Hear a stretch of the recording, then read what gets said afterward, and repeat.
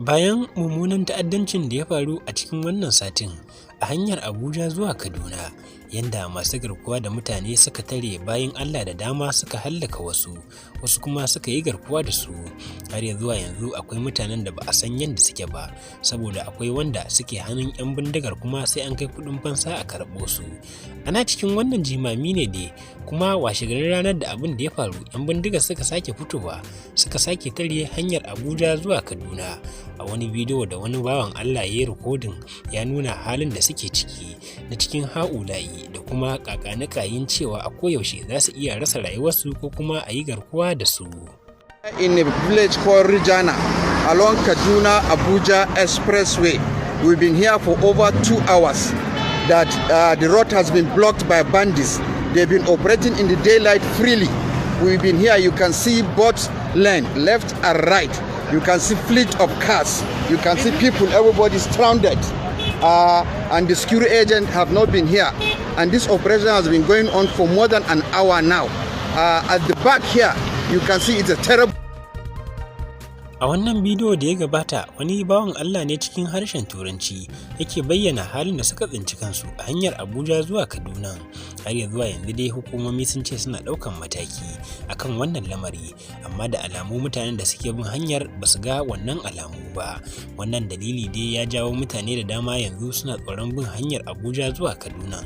Wani bidiyo da wani bawan Allah kuma duk ya sake yin rikodin mai tsawon minti 2 da 'yan daƙiƙai ya nuna yadda suke gudu da kuma barin su da kuma shiga cikin jeji su bar motocinsu saboda barazana da suka ji da kuma harbe-harbe a gefe da su, wanda da alamu 'yan bindigan ne wato masu garkuwa da mutane suke so su sake sace waɗansu mutanen daban. Oh my God.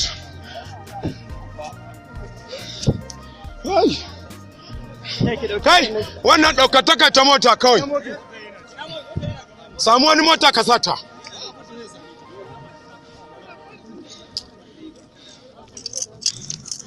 Inna lillahi wa inna ilaihi raji'un.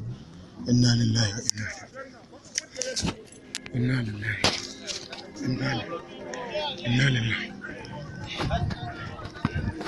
Inna lillahi wa inna ilaihi raji'un. Kai. Ya Rasulullah. Ya Rasulullah.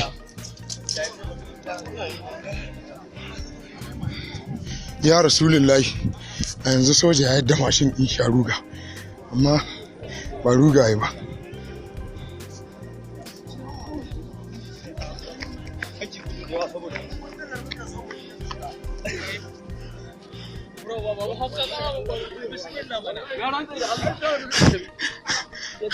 Allah muke tsoro.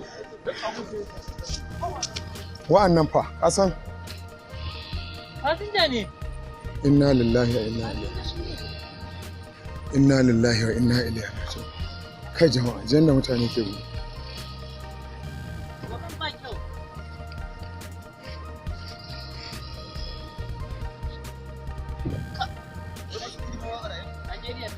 Wani irin guduwa? Kaga sojoji da kansu sun zo guduwa sun dawo baya. A kwanciya suka yi, ba gudu suka yi ba. Wannan waye mai motar nan? Ga wata jaka nan. Waye mai motar nan? Ga jaka nan.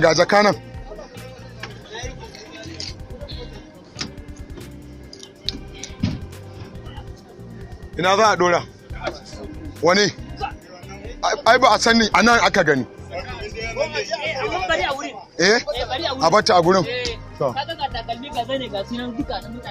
To. Inna lillahi wa inna ilaihi. Ba network. Ba kira. Sun sojojin ma Allah ya sa suna cikin asibitin doka din nan. Suna nan sun taru.